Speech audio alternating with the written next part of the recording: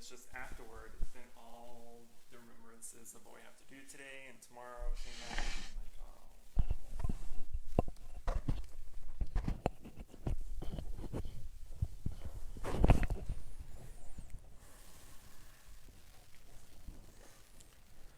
Okay, is the thing on? I didn't check. Okay.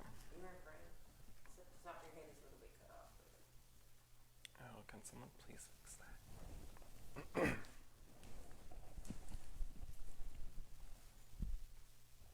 you.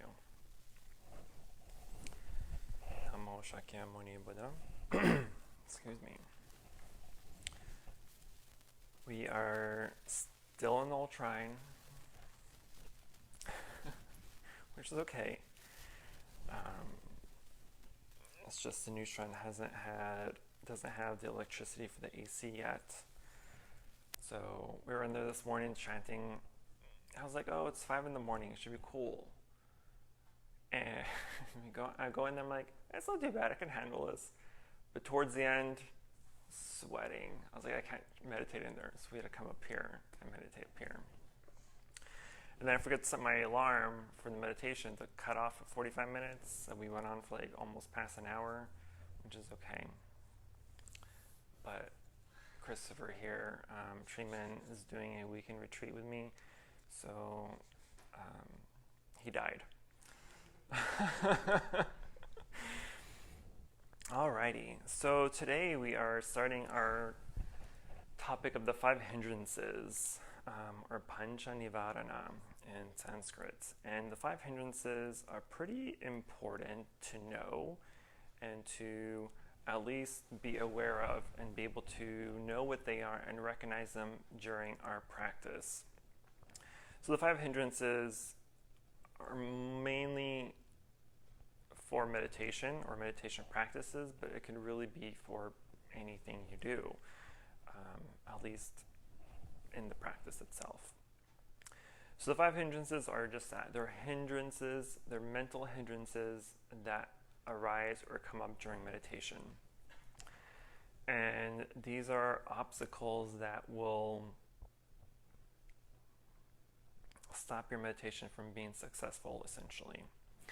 So the 5 hindrances are sensual desire, or just desire, ill will, or aversion, sloth and torpor, or laziness, worry, and doubt. So these are the 5 things that typically come up during, either one or multiple of them will come up during meditation whenever we're practicing. So today we're just going to cover only the first one, sensual desire or desire, because it's a pretty big one. And I wanted to only focus on that because for the most part, from what I've experienced and what others have told me, is desire or the forms of desire is probably one of the biggest obstacle that arises during their meditation, right?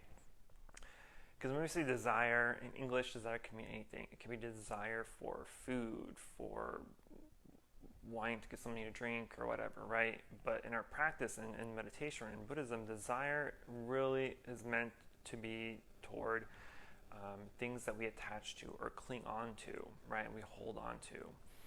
And these are the attachments that we are trying to essentially get rid of and eradicate from our mind. And by doing that, we are also, the whole process of meditation, the whole practice of meditation is training our mind, right? But training our mind is obviously much easier said than done because we have a whole lifetime of habits, of perceptions, of ideas, of good and bad within us, right? And so as we try to meditate and train that mind, and we're trying to override something that's already been in existence for our whole lives, it's not going to be very easy, obviously, right? It's going to take a lot of time, a lot of practice, and a whole bunch of patience. So, like for example, this morning we were meditating for an hour. To me, that was no big deal. I was like, I can go on for more. I would have, but I have Christopher with me this weekend, so I was like, no, I got to be considerate, right? I have to be nice and let him loose. So for him, he was like, that took forever. which is typical for someone who's meditated for not very long. Because it's going to take a long time for an hour to feel like not an hour, not forever, right? Because sometimes even 10, 15 minutes can feel like forever for new meditators, because they don't know what to do. They don't know how to interact, I guess, with their thoughts or distractions, right? So there's a lot of not knowing what to do and not knowing how to do it correctly in order to actually have a successful session. And having a successful session isn't always going to happen. Not every time you sit down or do walking meditation or do any type of mindfulness or meditative practice that it's going to be successful. Sometimes it's going to just be really bad, right? There's too much going on in your life. You're tired, you're distracted, you're stressed out, things are happening. And so when you try to sit and calm your mind and get rid of all that, it's not going to be as easy, right? So that's another thing to keep in mind, that not every time you sit is going to be a good sit. It could, it depends on what's going on.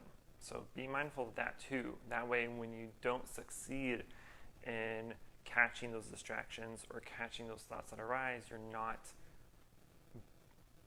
blaming yourself. You're not really, calling yourself out for it. Just allow it to be and move on, like we typically do. So I wanted to, there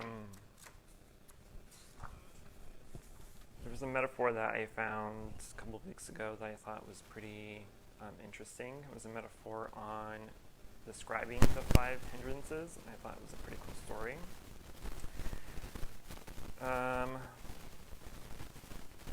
And this comes from the Sangaravo Sutta, one of the discourses.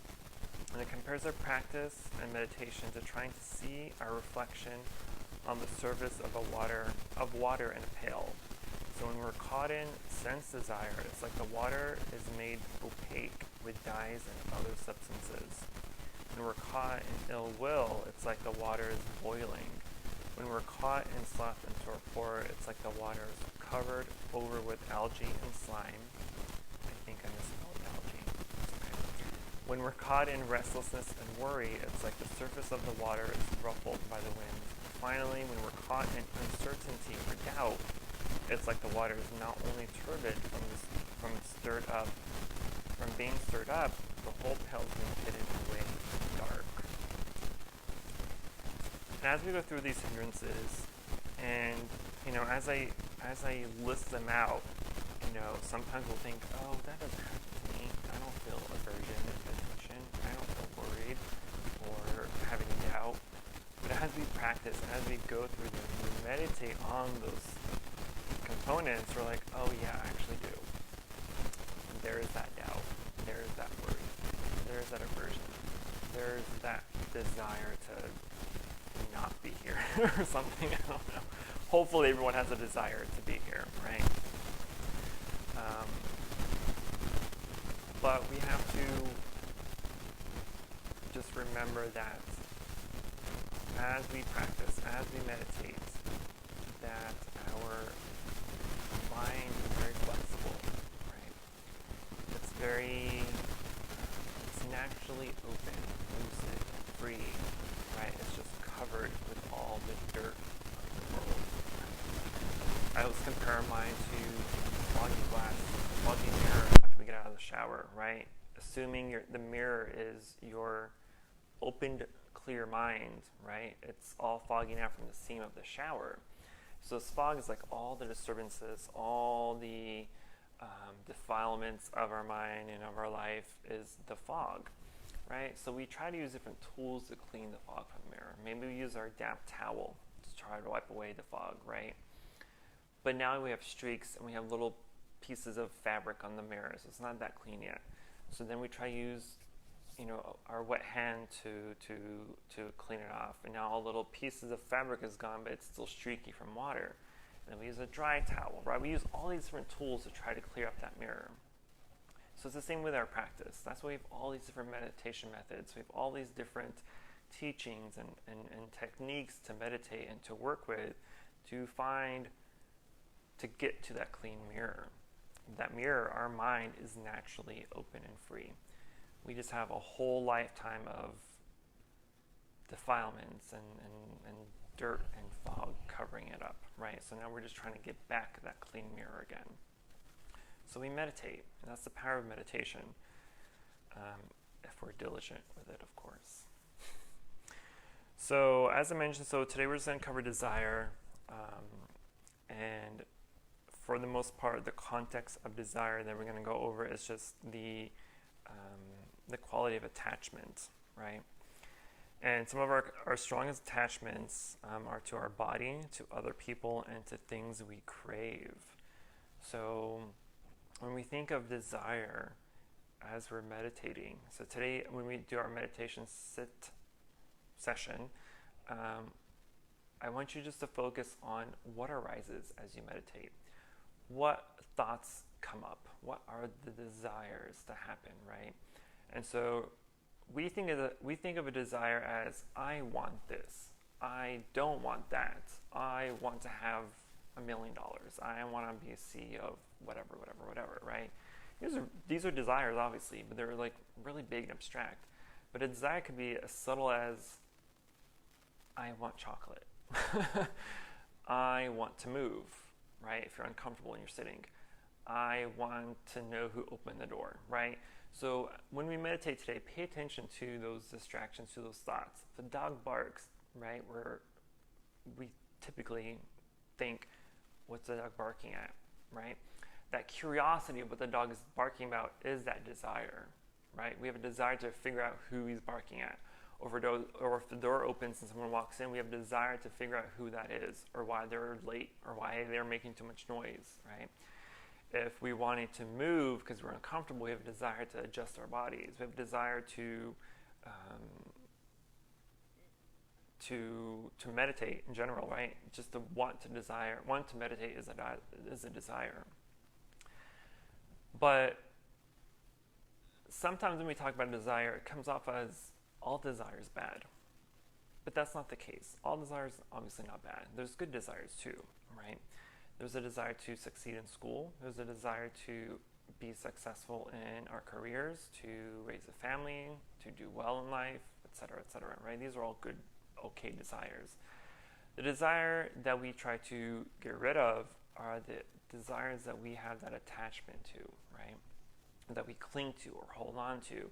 This could even be like fantasies in our head.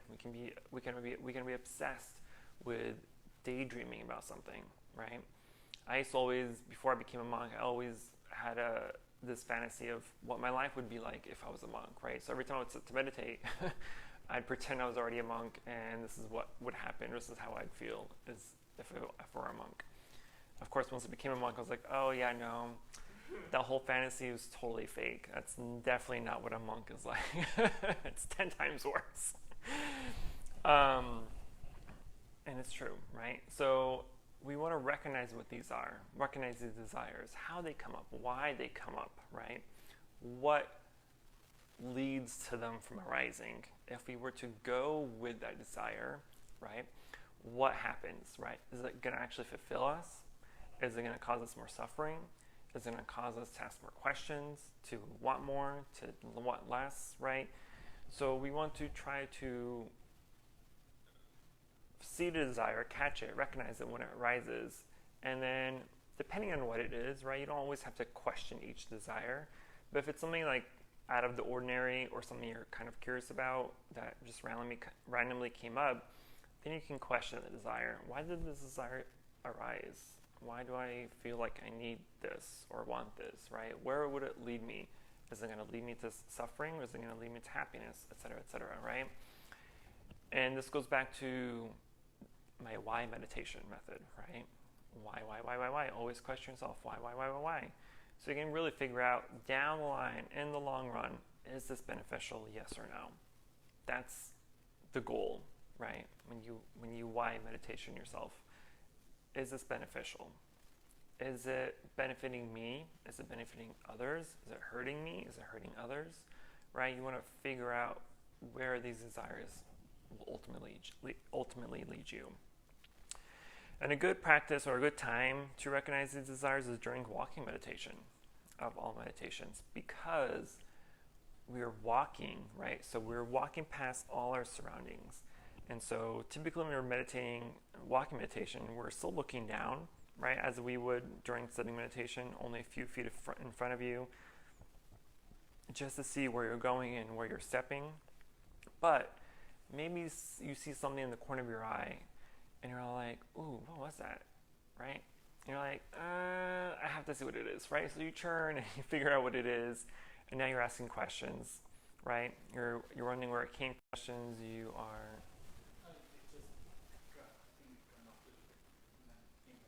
Oh, okay. I was like, oh wait, is there a ghost next to me? This place is haunted, by the way. I swear, it's haunted. That's why then I never goes in the kitchen area at night when it's dark, or in the morning after we chant. She's like, can you open the light for me? I'm like, okay. There are ghosts here, I promise. I've seen them.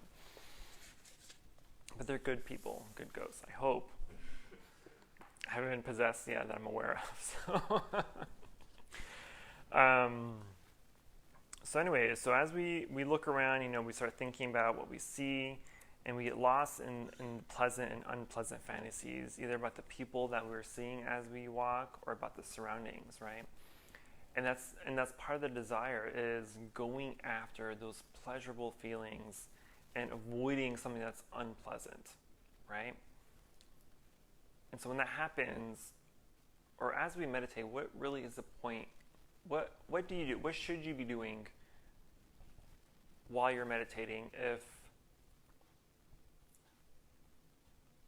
something arises? Let's just say you're hungry, right? So now you're hungry. Maybe your stomach's growling, or you just, it's late in the afternoon, and you're hungry. What are you supposed to do? It's a question. What are you supposed to do? Find the food. Say what? Go find the food. No, you don't get up and go find food. You just make that mental note, that acknowledgement that you're hungry, and let it go, right? Because if you don't, what happens then? Let's say you entertain the thought of being hungry. What happens then? You get distracted. You start thinking about what you want to eat, where you want to go, how much is it going to cost. Is it a good day to go? Is the restaurant busy? Is the restaurant have that favorite cook that makes my omelets the way I like them? Blah, blah, blah, blah, blah, right? You're entertaining, and now your whole meditation practice is just giant fantasy about food, right? And that's part of the desire, is going after that pleasurable feeling of food, because food is pleasurable, right? It fills you. It tastes good. It nourishes us, right? It's a pleasurable feeling. Being hungry is an unpleasant feeling, right? So if being hungry is what causes a distraction, that's an unpleasant feeling. And because we naturally want to push away the unpleasant feeling, we try to get something pleasant in exchange, right?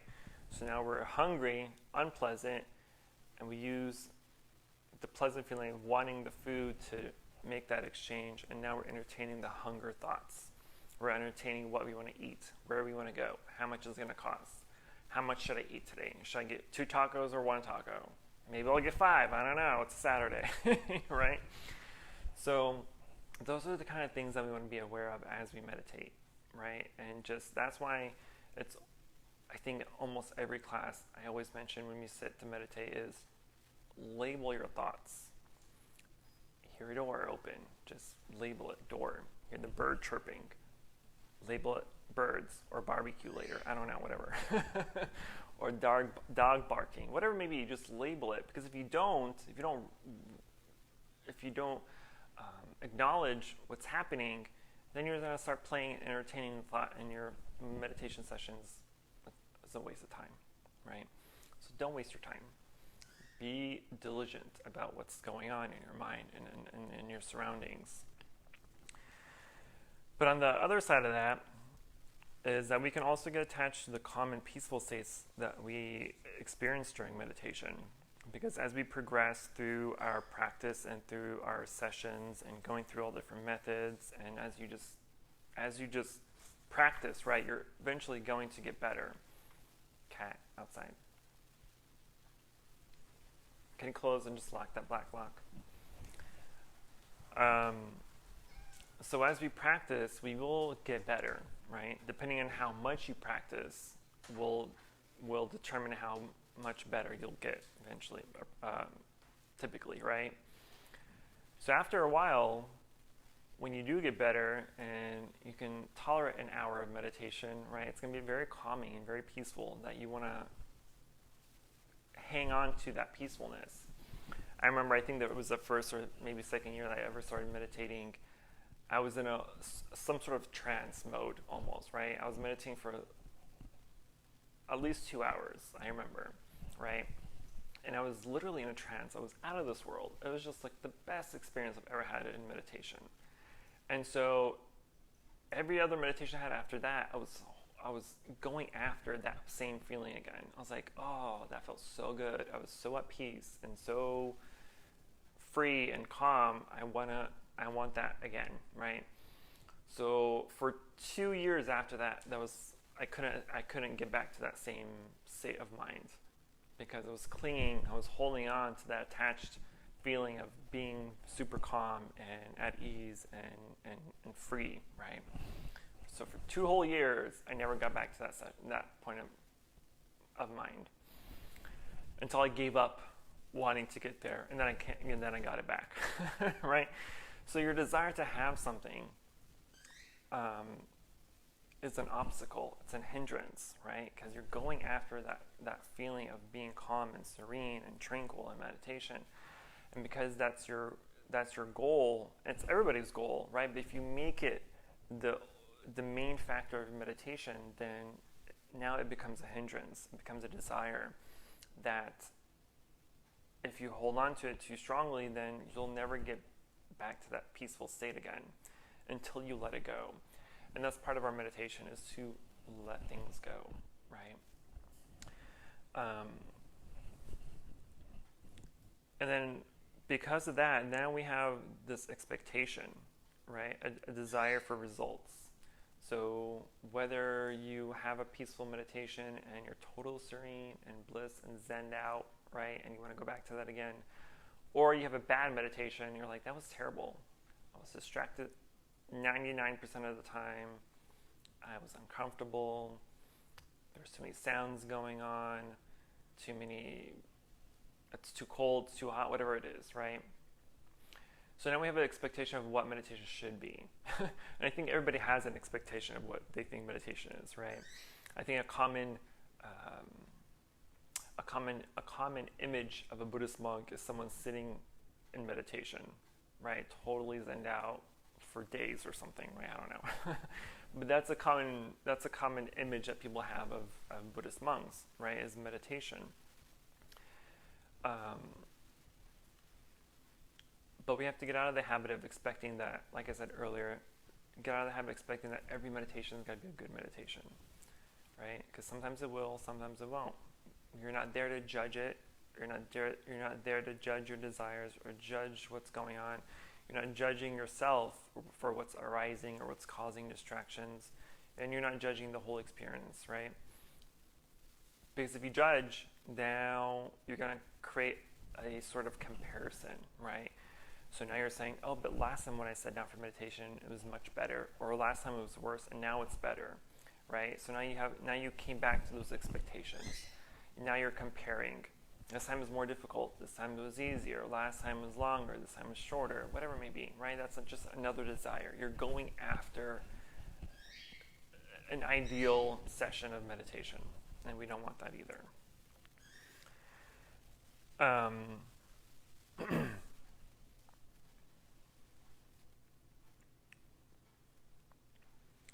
And so as we go through these different aspects of our meditation and go through the different ups and downs and desires and distractions and things that come up, as we acknowledge whatever desire it is, right? You can acknowledge a desire is pleasurable or unpleasurable, right? You may not even have a label for what you're trying to do besides pleasurable or unpleasurable. So you can use the words pleasurable or unpleasurable as your labeling method, right? But as we go through our experience, as we go through our practice, now it's important to realize that, yeah, that feeling is pleasurable, but it was also impermanent. Like everything else in life, it's impermanent, right? And I think I've always, this is one of my examples that I always bring up is the iPhone, right? I tend to always upgrade my iPhone every year when it comes out, right? Just because I can. But that's my own unmonthly pleasure, is wanting the new iPhones every year, right? So,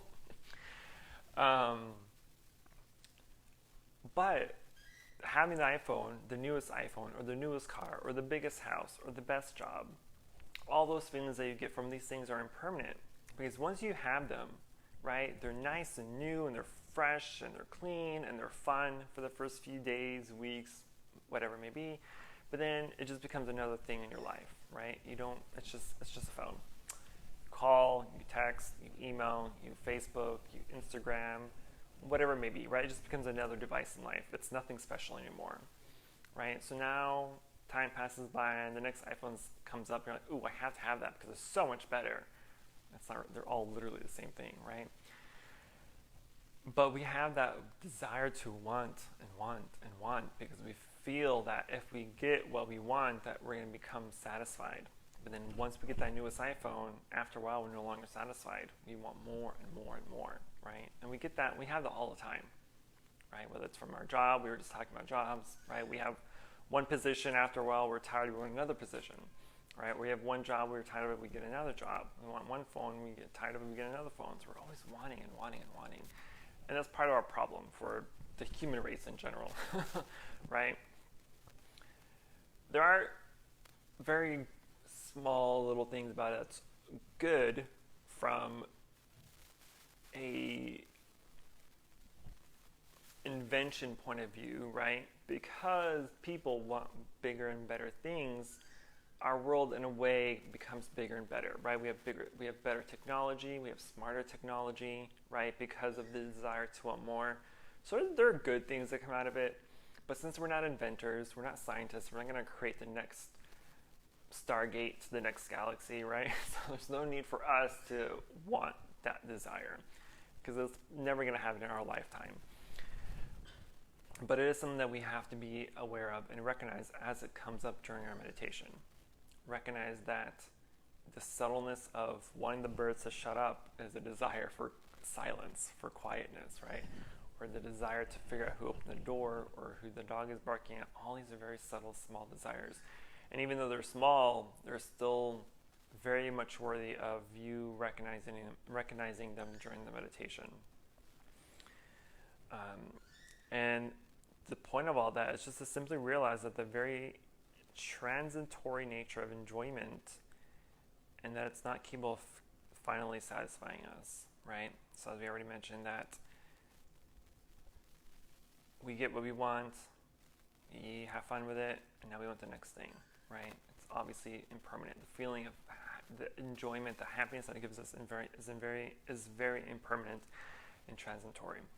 And that's the same with our bodies, right? We want this nice body, we want an athletic body, so we go to the gym, we work out, right? But how long is that athletic body really going to last you?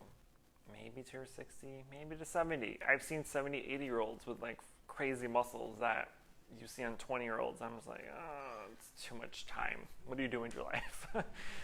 I guess they're retired. I don't know. But that's still a desire to want, a new car, a new phone, an athletic body, blah, blah, blah, blah, whatever it is, right?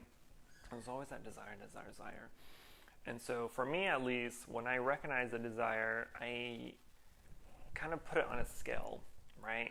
How big of a desire it is, right? Because a desire has a huge range from very subtle to very extreme, right?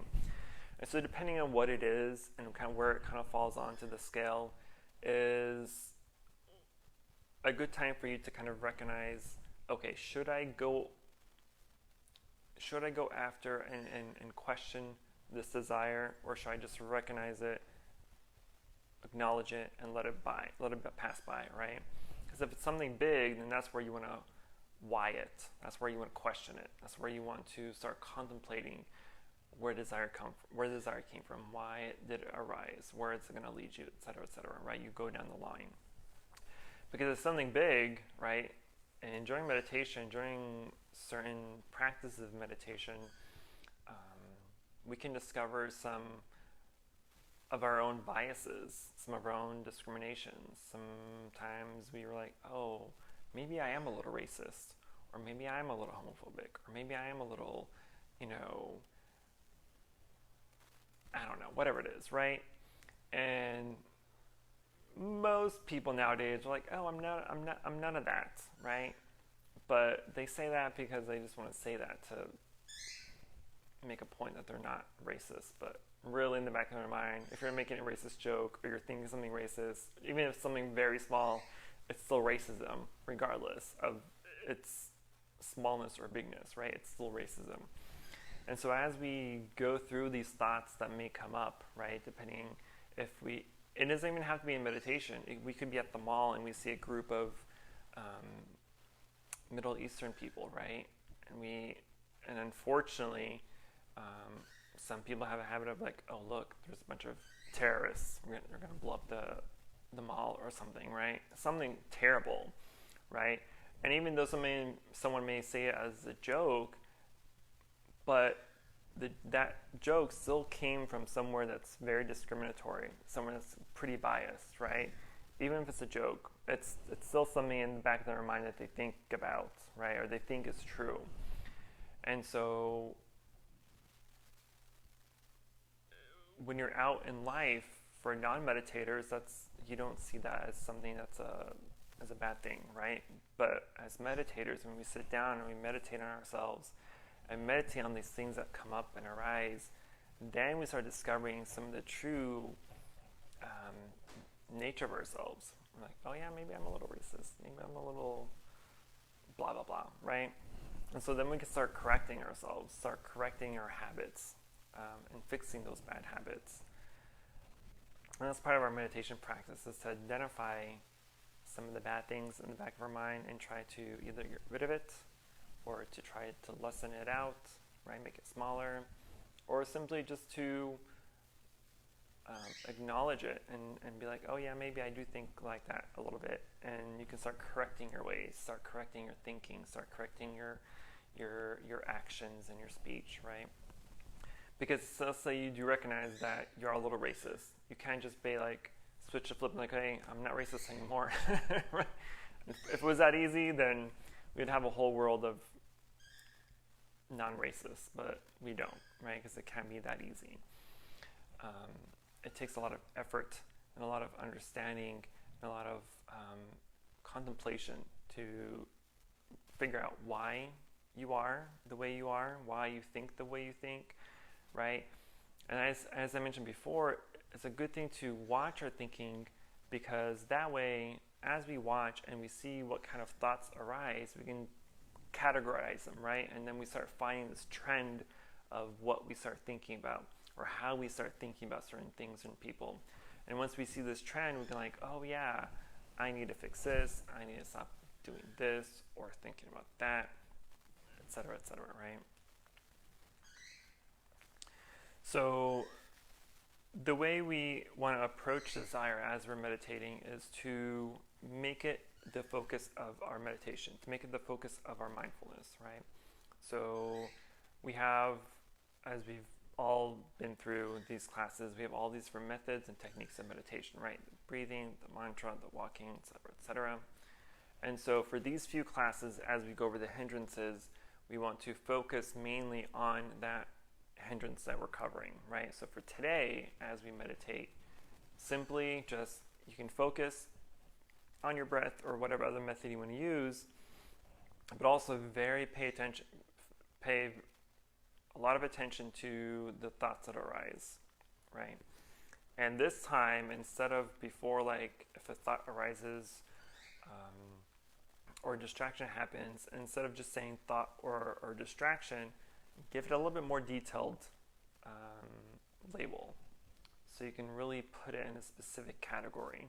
So instead of just saying sound, you can say bird, right? Or chirping, or noise, or even annoying, right?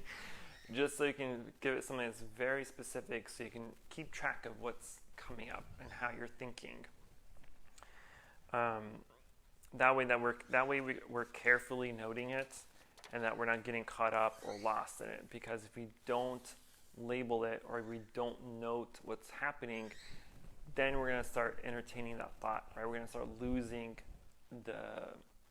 our meditation session. So if you hear the birds chirping, which I need to move because they're going to be very annoying, if you don't label it and don't recognize it and don't become aware of it, now it's going to become a hindrance, because you're thinking, why won't the bird shut up? What is it chirping about? Does it see something outside because there's a door there, right? Does it see a squirrel? Does it see a cat? Is it afraid for its life? Is it hungry? Is it laying an egg, right? You start fantasizing about the bird's life instead of your own life. And now you're lost in bird world, right? And so we don't want to do that. So that's why it's very important to just keep track of how we're thinking, what comes up.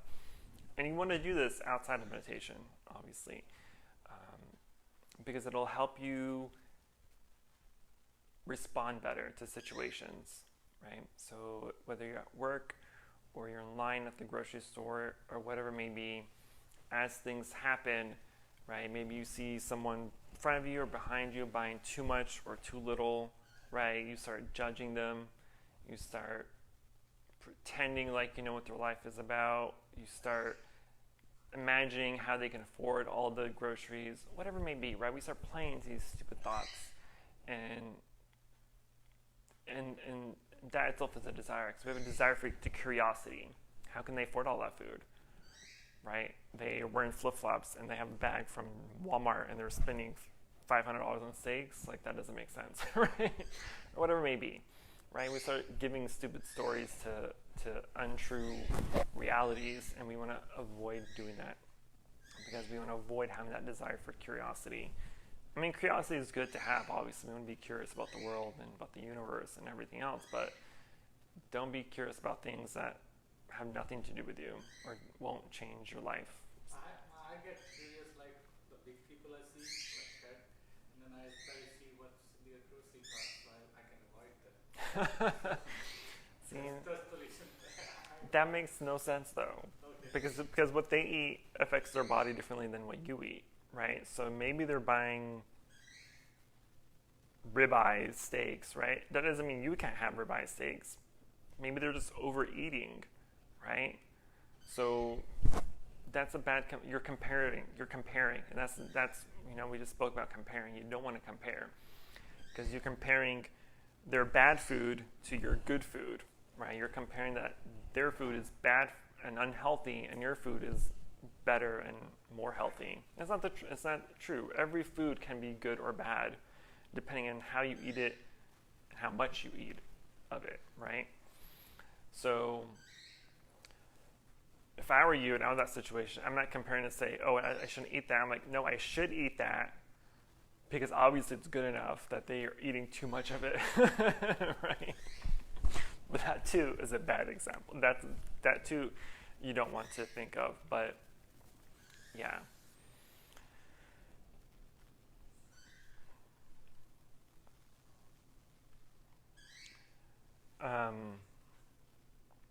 And the one thing we want to do as we meditate through all these hindrances, but most especially during the first desire one, because it lasts a little bit longer in our mind, when we meditate, is just recalling that, or recalling impermanence, right?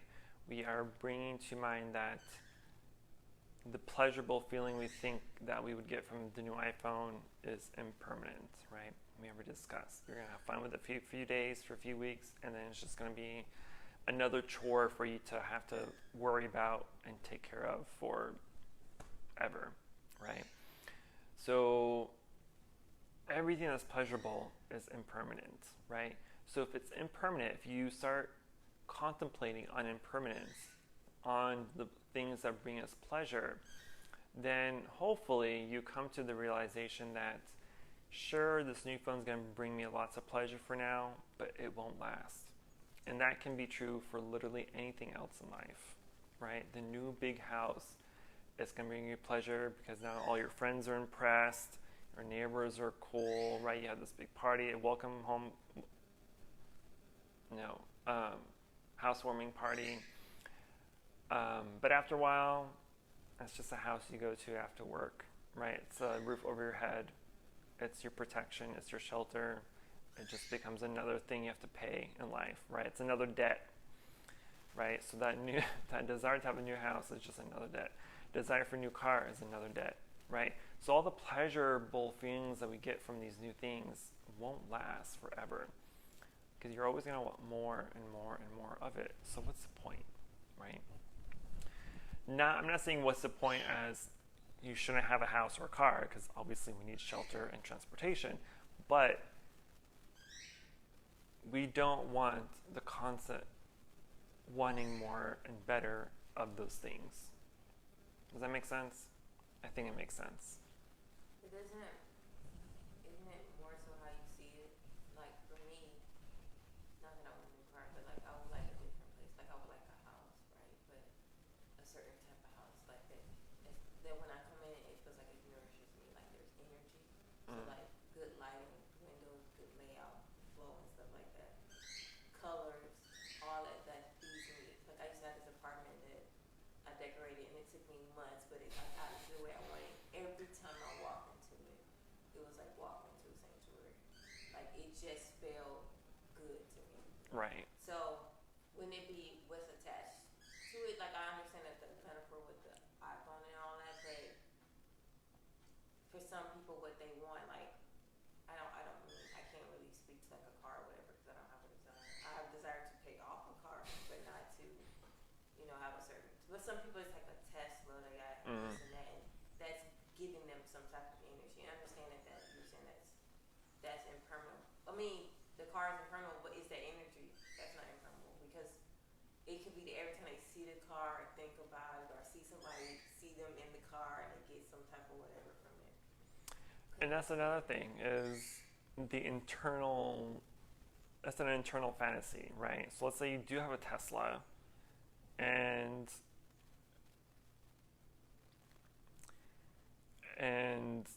it's not so much about it's not so much about it's a planet saving car, but a Tesla in the society we have now is a fashion statement. It's a status symbol, right? And so you're in a Tesla not to save the environment, you're in a Tesla to be like, ooh, that guy's a Tesla, right? Or that guy can afford a Tesla. You don't care about the environment. You just want people to look at you a certain way so you can feel like you're important or you're able to afford a Tesla, right? That's not a good desire. And to your point of decorating your house so it feels like the way you want it to feel, and it feels like a sanctuary, is a good desire and a bad desire at the same time. It's a bad desire because you're wanting something to be different than what it is. That is a bad desire. You mean a home is not a sanctuary? Say what? A home is not a sanctuary? A home is a sanctuary, but you're trying to change something that is something you don't want. Does that make sense? Hold on. You are trying to change something that is already something, right? So we can have the desire to change the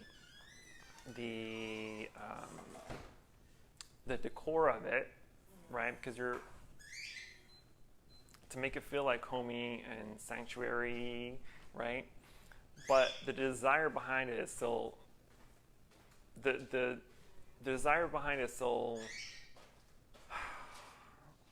what's the word I'm looking for?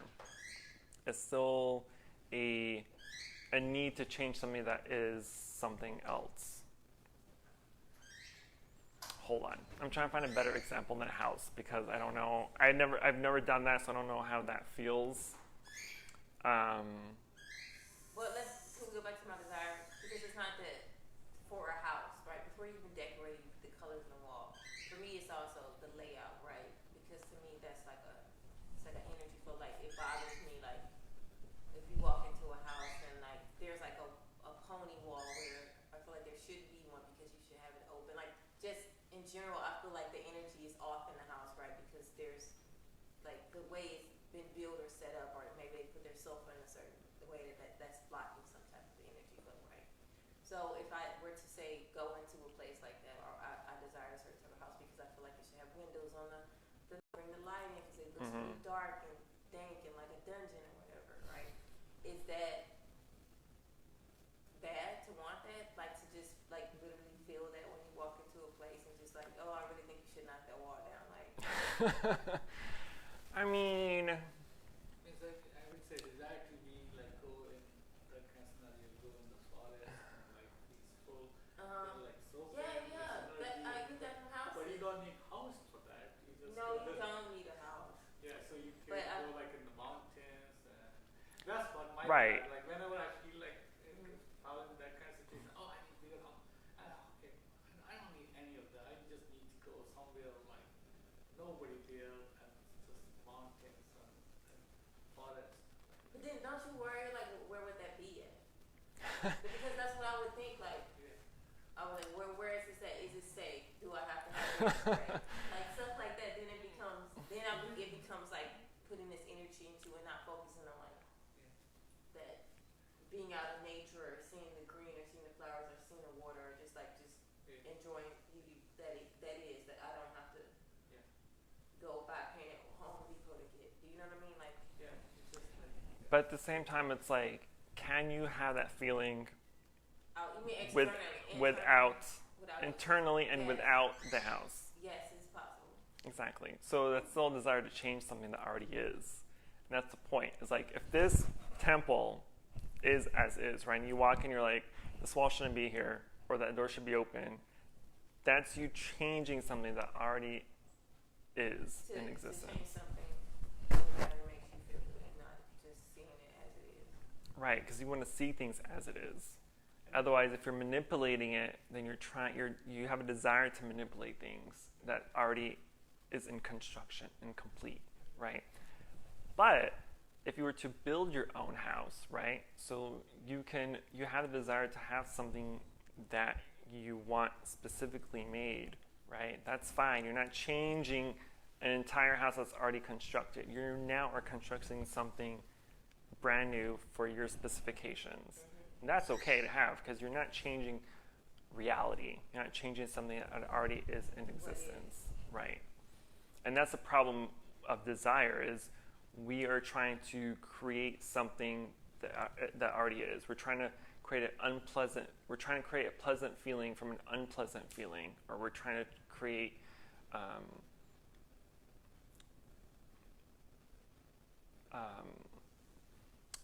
just changing something out that we don't like for something that we do like. But then something new happens, and now the thing that we liked before is something we don't like anymore, and we want to change it out.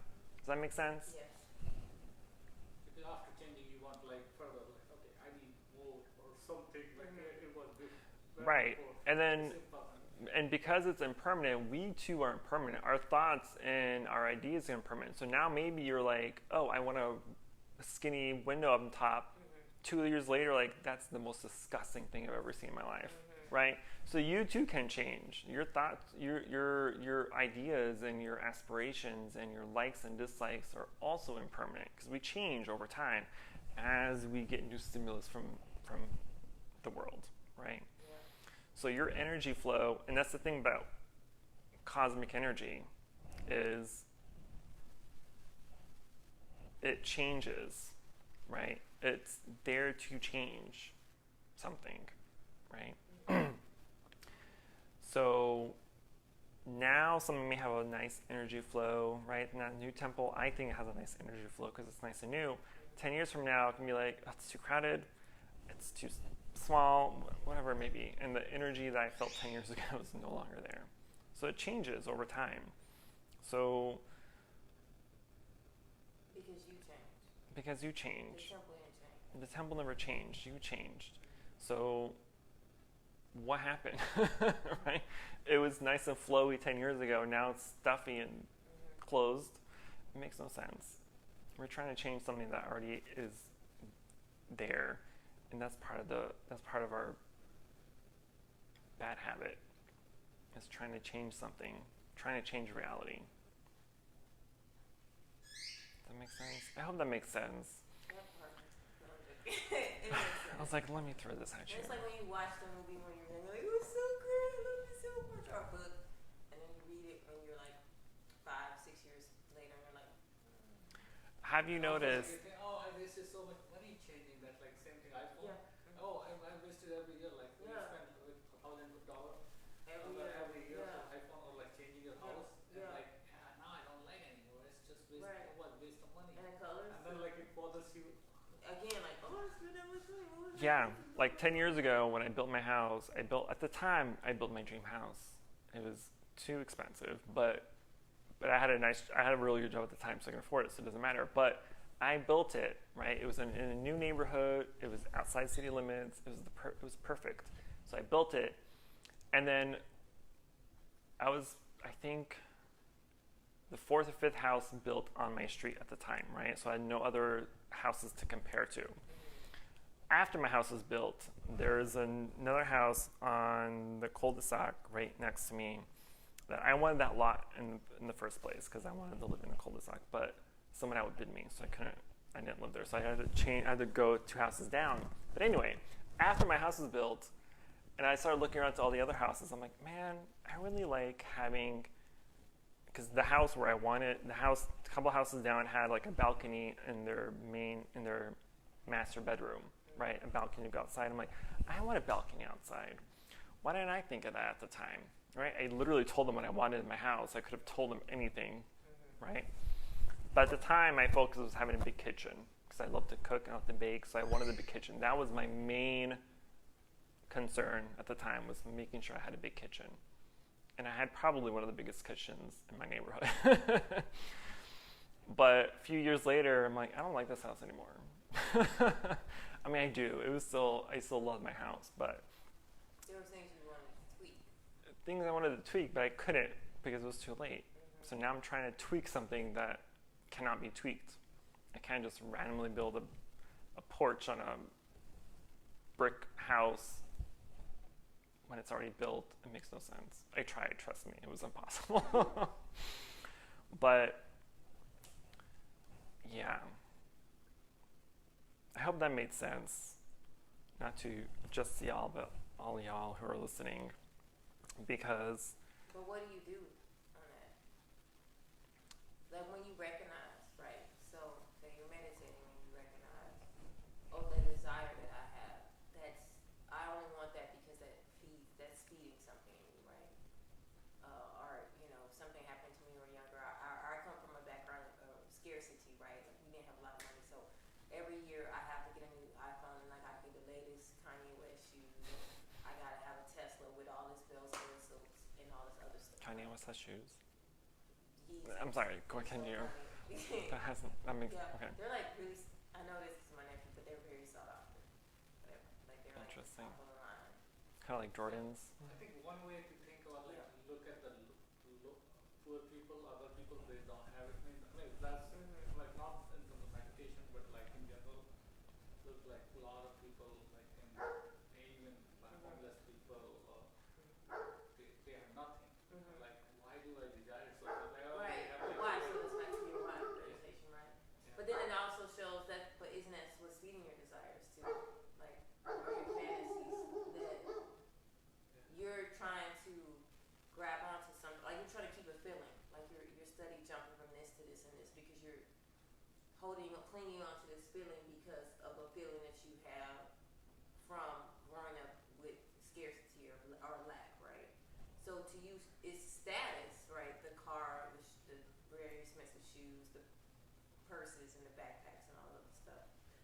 But the purse is only good for a season or 2 seasons. Then you go to the other one, another, and then Tesla comes out a new model. Or maybe everybody's into Lexus. I don't know, like whatever. Like, and you still buy those things because you want the feeling of having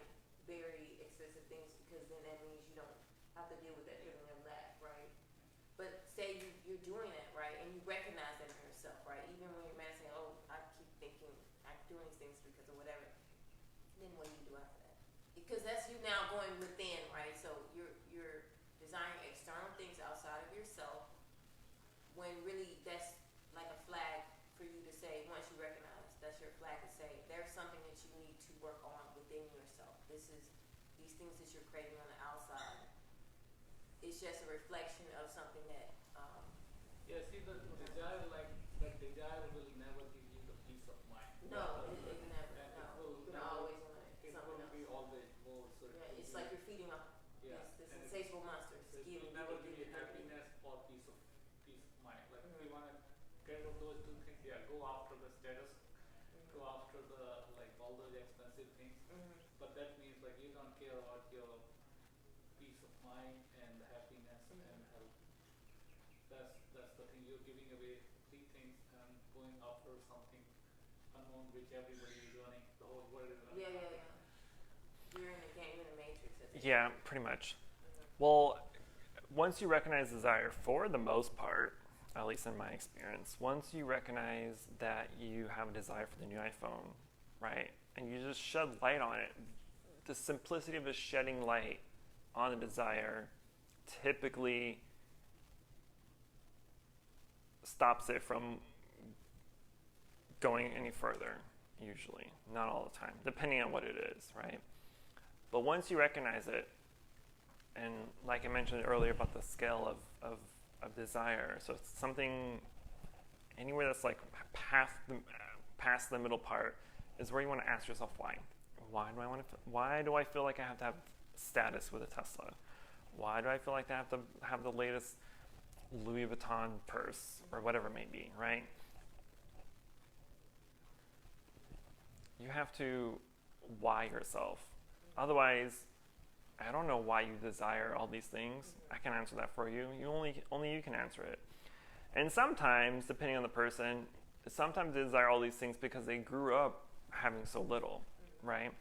And so now having all these expensive big things is a status, it's a flash of status saying, hey, I grew up very poor and now I'm able to afford these things, right? Usually people are just doing to kind of just show that this is where I came from, this is where I am now. I can do this, or I was able to do this, right? I overcame thousands of other people in my neighborhood and became better than them, essentially, right? I rose above, right? But who are you rising above for, right? Are you doing it truly for yourself, to better yourself, or are you doing it to show off, right? And unfortunately, nowadays, it's to show off, right? Right. You're just going with it. And obviously, it feels good, right, when you have something, if you have a Tesla or a big house, it feels good to be able to say, that's mine, right? But then, after a while, people are like, it's a Tesla. Everyone has one now, right? And now they're making even a cheaper model. So it's more affordable for people. So now the status of having a Tesla is no longer that eliteness that people got off from it a few years ago, right? So you really have to ask yourself, where is it coming from? Where is it going? What is it doing for me? Is it benefiting me? Is it going to last? And that's a big question. Is it going to last? How impermanent is this? Because it could be something that lasts 20, 30, 40, 50 years, but it's still impermanent, right? It can last a whole lifetime, but that's still impermanent. So when you have a desire, question it. I think I say this every single class. Question yourself. Because that's the only way you can get your answers. That's the only way you can discover your true self. Discover the reasoning behind certain things that you think or want. Is to ask yourself why. And where is it coming from? And why you feel you have to have a Tesla or a Louis Vuitton bag or a new house or a new car, whatever it may be. Teachers, I was talking to a solar energy person, Now I'm thinking, oh, why do we need solar energy? Right? That's a desire to change something that already is. um, It's not even good. It's not. I was like, never mind. I'll tell you later. I was like, what? People are like, would it be great for Mother Earth and the environment? But it's like all this other stuff. yeah, because it's funny because even though we create things to better the environment, like electric cars or solar, right? The process of making them is still a negative impact on the environment, right? So it's like, sure, you're making a product to help the environment, but the way you're making it, it's not helping. So it's not really an offset. You're just exchanging one thing for another. So that's a whole other thing, but we won't go into that. And it creates more waste because all those batteries get deteriorated very fast. Yeah. So it creates more waste. All these cars and everything. So it's like you have to, after 10 years or 5 years, you have to throw them. Yeah. I'm sad that in my lifetime we won't be able to travel through space or meet aliens. Like that's one of my like biggest aspirations. It's like meet an alien, like or see aliens. No, you kind of have. You still have one seat. The Jeff Bezos, he has one seat. Yeah, except I don't have like what is it, $250 million for a flight to space. No, thank you. How do you land out right here? It's right there in that one. They could already be, but And you would know. and I'm pretty sure they have been. Who knows? But I want to be. Has anyone seen the show Stargate? Yeah. Or know of Stargate? So this used to be one of my favorite shows growing up. And I was like, oh man, if that's only possible. And theoretically, it is possible, but we are still in a generation of stupid people. We haven't figured it out yet, right? We know it's possible to travel through a wormhole, but we just don't know how to do it yet, right? So we're in that stage. We can't, right, we know how, we just don't have the capability of making it happen, or the power, energy to make it happen. But we were running, so we should just stay where we are. I think we would just mess it up. Maybe. They're even now they're selling plots in space. We haven't even gotten there yet. You're selling off pieces of space and people are buying it. But you can't even do that. You can't do that. Those are totally fake, by the way. Scam artists. Totally fake, because no one owns space. Well, no So you one can't. owns the earth, but you couldn't tell them that. Well, technically, the countries own the earth, well, own their respective territories legally. The earth, you can't just be like. I don't know. Like, we're people. There's the earth. There's the, so if they discover people live underwater, all right, there's a center of the earth where people live there, you're going to say, okay, well, we That'd own be cool. that too. Like, I don't know. We're human beings. Everything that's around us is made up. It is. Words are made up. Language is made up. Laws are made up, right? Everything's fake, so it doesn't really matter who owns what, right? It's all made up. So that's beside the point. We've gone way off topic here. But this is outside this topic. I'm just going to share this personal belief that I have. So like in Buddhism, for example, right, we have the different realms of existence that we can get to through high states of meditation, through our high states of consciousness. And these other realms are essentially parallel universes, right? Which are also theoretically possible and true. And we don't know how to get there yet, but we can, sort of, through meditation. It's very, very, very, very, very, very, very, very rare to get there, but it is possible. And so that's my aspiration, is hopefully eventually through future lifetimes, when I'm able to become more enlightened, that I can reach these alien worlds. That's why I'm like, oh man, this lifetime I can't meet aliens, because I don't have the capability of doing that. That's so true. Say what? The experience, like to be able to, knowledge, sorry. To get there? The knowledge and experience to get there. Yeah. Because they're out there. parallel universes are out there. That's why I think like that's how I feel like when you have like deja vu, for instance, right? I'm like, oh, my other self in a different universe is doing the same thing, and we're like connecting that experience. Right, we're passing through. I think that's the coolest thing ever. So I'm just like, There's different versions of you, or there's different universes? all of it. I don't. There has to be, right? Because if you like, and I think it's just funny who people who like don't believe in other forms of life out there, because it's if you really think about it, it's statistically impossible for life not to be out there. Yes, absolutely. Imagine the whole entire universe, all the cosmos, is the size of this room, right? And if I were to pluck my unhairy head of one strand of hair and place it on the ground, that's the amount of observable space that we've just been able to see with that one little speck of hair. So obviously, there's no form of life because that's such a small space of space, right? So that's another thing. Like, this lifetime, we don't have the technology to see past this speck of hair. Or we're in the wrong dimension. So the higher you are, Right. Yeah. We're vibrating at a certain Frequency. Somebody else is vibrating, but they can see us, but we can't see them. Yeah. Well, that's how. This is way beyond our topic. But like in Buddhism, we have like the 36 realms of existence, right? So the higher you are, for each high level, you're able to see the lower levels, right? Mm-hmm. And so we're at the human level, which is only level 4 of the 36. Wow. So we're like really What's the bottom of the ocean. What's in the other?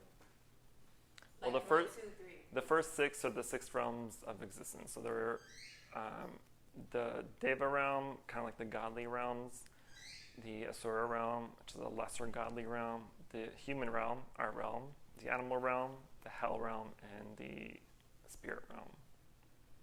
So the spirit, hell, and animal are the 3 lower ones, and we're the 4th level, the human realm. Why is the spirit one lower? Because you're a spirit. Well, you have a body. People without a body go. Is it lower? Mm-hmm. So the 3 are the 3 lower realms are the 3 evil realms, and the 3 higher realms are the 3 good realms. No. I know, right? Human realm, surprisingly, is actually the best place to be because you have the capacity to elevate yourself higher, right? Because people are in the 2 higher realms, because they're so happy and peaceful and they get and have everything they want, they have no aspiration to better themselves, right? Because we're like, oh, I'm already in heaven. What better place to be than heaven? But even in Buddhism, even the heavenly realms are impermanent. They only last for so long before, even though your life is extended considerably, you still have to die, right? So when you die, you either get reborn in the lower realm or a higher realm. But because your life is so good in heaven that you don't have the aspiration to become enlightened, because you're just completely satisfied. Complacent. Right, No you're more complacent. do I need. Exactly. Yeah. So, You die and then you get to experience something else. And then, okay, it's contrast. right. And we can experience that here now too, right? Especially for people who may have been born into wealthy families or well-known families, right? They live their whole lives not caring for anything else, but on their deathbed they regret decisions, they regret not doing certain things or whatever, right? So we are so off topic and so behind schedule. Sorry, class. Sorry, class, from Winona. So, any other questions? Because I'm gonna. I was going to ask something, like what was the second room on the lower room? You said like split and above that. What was the hell, spirit, and animals are the three lower realms. Hell. Hell. Buddhism, Fiery I know hell. Buddhists believe in hell, but we'll talk about that. We'll talk about that later. It's not, all these realms are not physical places necessarily. They're states of mind. And we live and we cycle through all six in our own lifetime, right? Because we can have, before class, I was talking about how last week was a terrible week for me. For me, that was hell. That was a hellish week last week. So I was in a mental state of being in hell realm, right? Hell realm. Hell realm. Sounds like a cool movie. Right, and then each of the realms. So if you have the bad karma, you go into that really one. Right, so if you have bad karma in your next life, you may still be human, but you may be born in a third world country or in poverty or whatever it may be, right? So even though you're human, your state of mind is as if you're an animal because you're always searching for food, you're always searching for shelter, you're always searching to overcome other people. New iPhones, yes, maybe I'm an animal every September, October when the new iPhones come out. So, yes. Okay. See, now you got that, Yeah. I know, right? Change my status to animal when iPhones get pre-ordered. Okay. Any other questions, concerns, emotional outbursts I don't have time for right now? Okay. So I'm going to shut off the feed because it's already past time. And then we'll meditate and then we can talk about if we have more time to talk about later. Make sense? Okay.